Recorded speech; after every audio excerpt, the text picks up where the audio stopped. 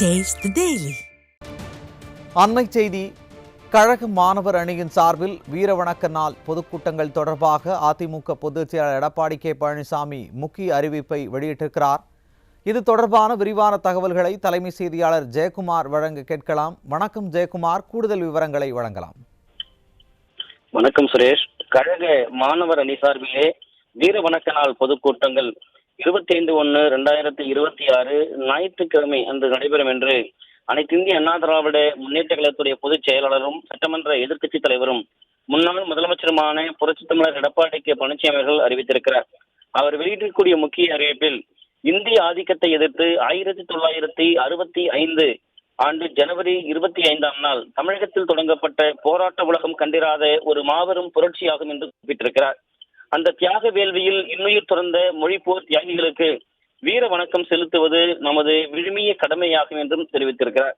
அன்னை தமிழுக்காக ஆவி துறந்த மாவீரர்களுக்கு அஞ்சலி செலுத்தக்கூடிய வகையில் அனைத்து இந்திய அண்ணா திராவிட முன்னேற்ற கழக மாணவர் அணியின் சார்பில் 25/1/2026 ஞாயிற்றுக்கிழமை கழக அமைப்பு ரீதியாக செயல்பட்டு வரக்கூடிய அனைத்து மாவட்டங்களிலும் வீர வணக்க நாள் பொதுக்கூட்டங்கள் நடைபெற உள்ளன என்று தெரிவித்திருக்கிறார்.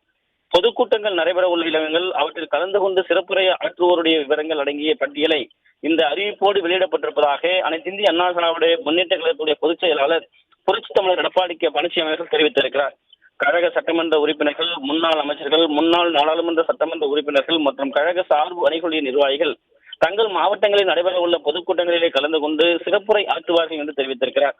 மாவட்ட அணி செயலாளர்கள், அதே போன்று மாவட்ட மாணவர் அணி செயலாளர்கள், சம்பந்தப்பட்ட மாவட்ட கழக செயலாளர்களோடு மாணவர் அணி நிர்வாகிகளுடனும் கழகம் மற்றும் புரட்சித் தலைவர் எம்ஜிஆர் மன்றம், புரட்சித் தலைவி அம்மா பேரவை, எம்ஜிஆர் இளைஞர் அணி, மகளிர் அணி, அண்ணா தொழிற்சங்கம், வழக்கறிஞர் பிரிவு, சிறுபான்மையின் நலப்பிரிவு, விவசாய பிரிவு, மீனவர் பிரிவு, மருத்துவ அணி, இலக்கிய அணி, அமைப்புசாரா ஓட்டுநர் அணி, இளைஞர் பாசறை, இளம்பெண்கள் பாசறை, தகவல் தொழில்நுட்ப பிரிவு, வர்த்தக அணி மற்றும் கலைப்பிரிவு உள்ளிட்ட கழகத்தின் பல்வேறு அமைப்புகளைச் சேர்ந்த நிர்வாகிகளுடன் உள்ளாட்சி அமைப்புகளோடும் இந்த முன்னாள் பிரதிநிதிகளோடும் இணைந்து சிறப்பு பேச்சாளருடன் தொடர்பு கொண்டு வீரவணக்க நாள் பொதுக்கூட்டங்களை ஏற்பாடு செய்து சிறப்பாக நடத்தி அதன் விவரங்களை தலைமை கழகத்திற்கும் நமது புரட்சித் தலைவி அம்மா நாளிதழுக்கும் அனுப்பி வைக்குமாறு கேட்டுக்கொள்வதாக அதிமுக பொதுச் செயலாளர் தெரிவித்திருக்கிறார்.